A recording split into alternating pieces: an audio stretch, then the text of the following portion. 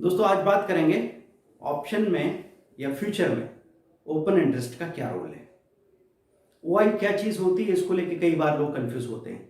देखिए, जब equity case में आप काम करते हैं तो एक वर्ड आप सुनते हैं, वॉल्यूम। वॉल्यूम मतलब कितने शेयर्स खरीदे गए और कितने शेयर्स बेचे गए, टोटल जितने का ट्रेड हुआ उन सबको मिला के उसको वॉल्यूम कहा जाता है। अब वॉल्यूम क्यों कहा जाता है? क्योंकि वहां पे तो एक ही चीज़ है, खरीदना बेचना, और उसको आप कैरी नहीं कर सकते। इंट्राडे में आप खरीद बेच रहे हैं, वो सारा वॉल्यूम कहलाएगा, और बाकी जो आप उठा के रख ले रहे हैं उसको डिलीवरी कहते हैं, डिलीवरेबल वॉल्यूम में चला जाता है वो। अब फ्यूचर के केस में ऐसा नहीं है, ऑप्शन के केस में ऐसा नहीं है। फ्यूचर एंड ऑप्शन में ऐसा है कि आप खरीद के भी कैरी कर सकते हैं। आपने जो फ्यूचर या ऑप्शन खरीदा है उसको आप रख सकते हैं पूरे महीने के लिए, एक्सपायरी तक या वीकली एक्सपायरी तक। आपको पता है निफ्टी, बैंक निफ्टी की वीकली एक्सपायरी हो रही है, और सारे स्टॉक फ्यूचर एंड ऑप्शन की मंथली एक्सपायरी हो रही है, महीने के आखिरी गुरुवार को। ये बातें मैं हर एक वीडियो में बार बार याद दिलाता रहूँगा, ताकि जिसको बेसिक नहीं पता हो उसको बेसिक फिर से रिकॉल हो जाए, आदत में आ जानी चाहिए बातें। तो अब बात क्या हो रही है कि आप खरीद के भी कैरी कर सकते हैं और शॉर्ट सेल करके, मतलब ऑप्शन को राइट करके या फ्यूचर को शॉर्ट सेल करके भी आप कैरी कर सकते हैं, जो कि इक्विटी कैश में पॉसिबल नहीं था। इक्विटी कैश में अगर आप कोई शेयर बेच के रख देते, आजकल तो डिस्काउंट ब्रोकर उसको ऑटो स्क्वायर ऑफ कर देते हैं, इसलिए वो परेशानी नहीं आती। पहले ऐसा होता था कि ट्रेडिशनल ब्रोकिंग सेटअप में अगर गलती से आपके शेयर ज़्यादा बिक जाते थे तो ऑक्शन में पेनल्टी के साथ एक्सचेंज आपको खरीद के देता था शेयर, मतलब आपको पेनल्टी लगती थी, आप शॉर्ट सेल करके कैरी नहीं कर सकते थे। लेकिन फ्यूचर को तो शॉर्ट सेल करके कैरी कर सकते हैं, ऑप्शन को राइट करके, ऑप्शन को सेल करते हैं, इसको बोलते हैं ऑप्शन राइटिंग, तो ऑप्शन को राइट करके कैरी कर सकते हैं। अब जो आउटस्टैंडिंग पोजीशन है, सुबह से शाम तक जो खरीदा बेचा कर लिया MIS में, उसको वॉल्यूम में गिना जाएगा। लेकिन जो आउटस्टैंडिंग पोजीशन है, जो आप लेके घर जा रहे हैं, मतलब आज ही जिसको स्क्वायर अप नहीं कर रहे हैं, जो खरीदा है उसको बेच नहीं रहे हैं, जो बेचा है उसको खरीद नहीं रहे हैं, तो फिर वो एक आउटस्टैंडिंग पोजीशन, एक बाय और एक सेल को मिला के एक वाई माना जाता है, ओपन इंटरेस्ट। तो ओपन इंटरेस्ट के बढ़ने से फिर क्या पता लगता है? अगर आप ये सोच रहे हैं कि ओपन इंटरेस्ट बढ़ रहा है तो प्राइस बढ़ जाएगी, ऐसा कोई नियम नहीं है। ओपन इंटरेस्ट बढ़ रहा है तो प्राइस गिर जाएगी, ऐसा भी कोई नियम नहीं है। तो फिर क्या होता है? अगर आपको ये पता करना है कि ओपन इंटरेस्ट के साथ कौन सी चीज़ बढ़ेगी, कौन सी चीज़ घटेगी, इसका सबसे आसान तरीका मैं आपको बताने जा रहा हूँ। देखिए, मैं पंकज जैन। अगर जो लोग परिचित नहीं हो, पहली बार चैनल को देख रहे हो, आप हमारी साइट विजिट कर सकते हैं, speedearning.com, speedearning.in, दोनों वेबसाइट से। इंस्टाग्राम, फेसबुक, ट्विटर, कोरा, सभी पे हम अवेलेबल हैं। आप जो डिस्क्रिप्शन है उससे ज्वाइन कर लीजिए, क्योंकि हर जगह से आपको ज्वाइन करने में तो एक क्लिक करना है, उसमें जाएगा कुछ नहीं, लेकिन मिलेगा बहुत कुछ।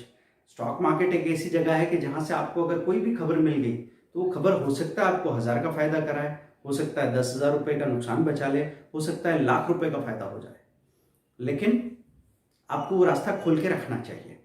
तो अब बात हो रही है ओआई को, अगर आपको जानना समझना है तो आप लिखेंगे ओआई इंक्रीज प्राइस राइज। जब ये गूगल सर्च में लिखेंगे ओआई इंक्रीज प्राइस राइज, तो आपको money control, economic times, Motilal Oswal, ऐसी बहुत सारी वेबसाइट्स के सजेशंस आते हैं।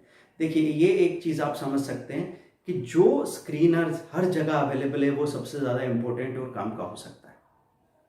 जैसे रिकवरी फ्रॉम इंट्राडे लो जगह जगह मिलता है, अर्ली गेनर जगह जगह मिलता है, वॉल्यूम इंक्रीज प्राइस राइज ये भी मिलता है, लेकिन उससे ज़्यादा पॉपुलर है ओआई इंक्रीज प्राइस राइज, क्योंकि लोग फ्यूचर एंड ऑप्शन में काफ़ी ट्रेड करने लगे हैं। और ख़ास तौर पे जब से सेबी के नए रूल्स आए हैं और जहाँ पे आपको मार्जिन अलाउड नहीं है, या फिर जहाँ BTST में प्रॉब्लम हो रही है, तब फ्यूचर में जाने की ज़्यादा ज़रूरत पड़ रही है। इसीलिए तो हमने स्टॉक फ्यूचर का कोर्स फिर से लॉन्च किया है, नए तरीके से डिज़ाइन किया है, क्योंकि स्टॉक फ्यूचर के लिए स्पेशली काम का होगा।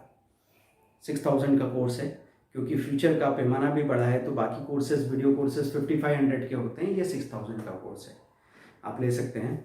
तो अभी बात हो रही थी कि ओआई इंक्रीज प्राइस राइज डाला, मनी कंट्रोल का लिंक सामने आ गया, या किसी दूसरी साइट को भी आपने क्लिक करके देखा, अब आपको वहां पे दिख रहा है स्टॉक के नाम नजर आ रहे हैं, तो वहां पे आपको दिखे कि कोई ओआई इंक्रीज प्राइस राइज में सबसे ऊपर जो टॉप 5 नेम है उसमें से किसका एलटीपी हाई के बिल्कुल करीब है, फ्यूचर में एलटीपी हाई के करीब है। अब वहाँ पे आपको चुनने को मिलता है, आपको वहाँ पे 4 चॉइसेस होती है, 4 चॉइसेस।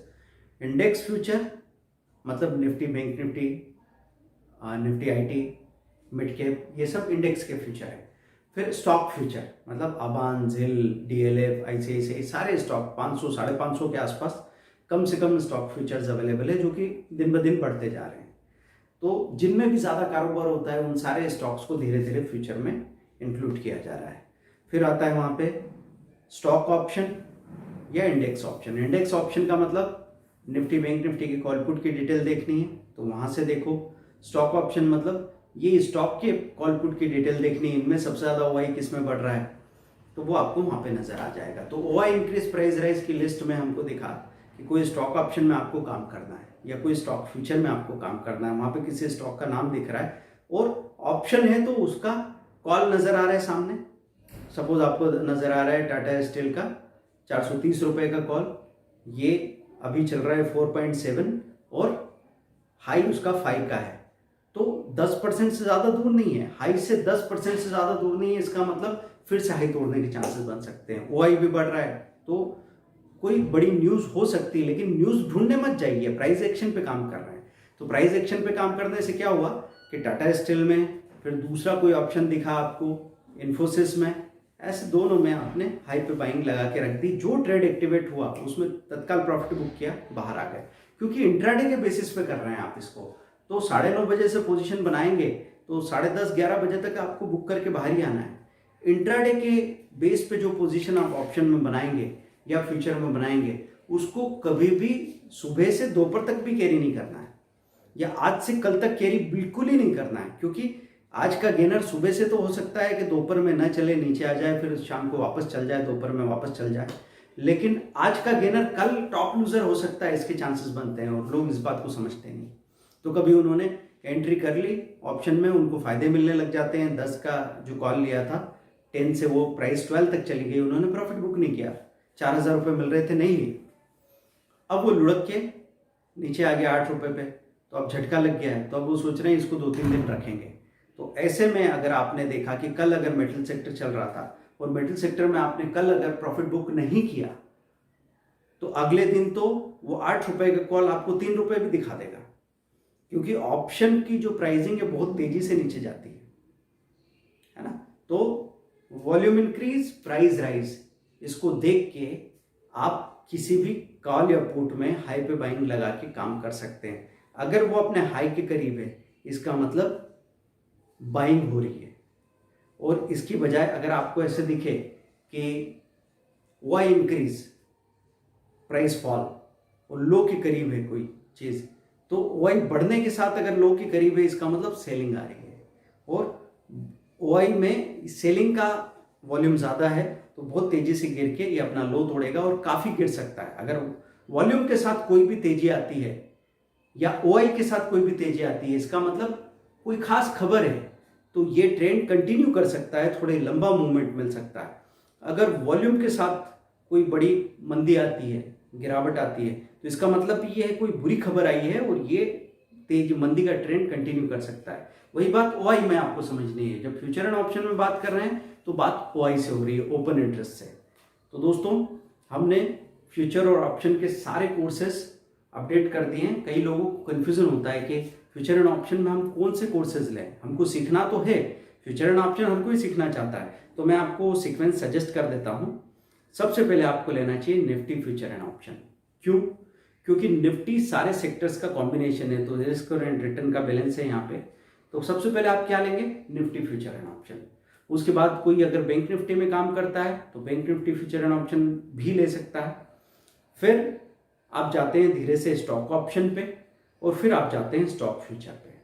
ये आपका सीक्वेंस होना चाहिए। सबसे पहले क्या होना चाहिए? Nifty future and option. लेकिन अगर आप नए नए ट्रेडर हैं, स्टॉक मार्केट में अभी आपने शुरुआत ही की है, तो फिर आपको पहले इंट्राडे और स्विंग ट्रेडिंग पे जाना चाहिए, उसके बाद फिर आप निफ्टी फ्यूचर एंड ऑप्शन के बारे में सोचें। तो सिस्टमेटिक सारी चीज़ें आपको सीखनी है। हम चूंकि एक चीज़ है यहाँ पे प्रोफेशनल सर्विसेज हैं जिसके लिए आप कुछ सबसे रिजनेबल लेकिन फ़ी तो पे करते ही हैं, तो तो आप ये मत समझ लीजिए कि हम अपने फ़ायदे के लिए आपको कुछ भी गलत सजेशन दे सकते हैं, वो यहाँ पे कभी पॉसिबल नहीं है। हम लोग यहाँ पे कोशिश कर रहे हैं कि इस तरीके से काम हो कि वो काम सेवा या एहसान की तरह हम ना करें, और उस काम में एक प्रोफेशनल एटीट्यूड आए, उस तरह का अपग्रेडेशन हम कर सकें, जो कि हम करते आए हैं पिछले कई सालों से। 20 सालों से लगातार ये चीज़ें चल रही है, और लगातार हमने जो कुछ भी पॉसिबल है वो चेंजेस किए हैं अपने कोर्सेज में, अपनी ट्रेनिंग्स में, और उससे लोगों को फ़ायदा भी बहुत हुआ है। आज एक छोटे से छोटे गांव का इंसान भी, जिसके पास बहुत कम पैसा हो, वो भी सीखना शुरू कर सकता है, और बिल्कुल पैसा नहीं हो वो भी सीख सकता है, क्योंकि हमारे चैनल पे 1000 वीडियो हैं जिनको फ्री ऑफ कॉस्ट देख के आप सीख सकते हैं। लेकिन फिर पेड कोर्सेज क्यों हैं? क्योंकि कुछ लोगों के पास समय की कमी है, पैसे की कमी नहीं है। तो जिनके पास समय की कमी है, पैसा देके जल्दी सीख के अपना काम कर सकते हैं। जिनके पास पैसे की कमी है, पैसा न दे, समय दे, चैनल पे जाए, फ्री वीडियो देखें, सीखते रहें। हमको सजेस्ट करते रहिए आगे कौन से टॉपिक पे आपको डिटेल वीडियो चाहिए। हम लगातार मेहनत करेंगे, ये वादा है आपसे।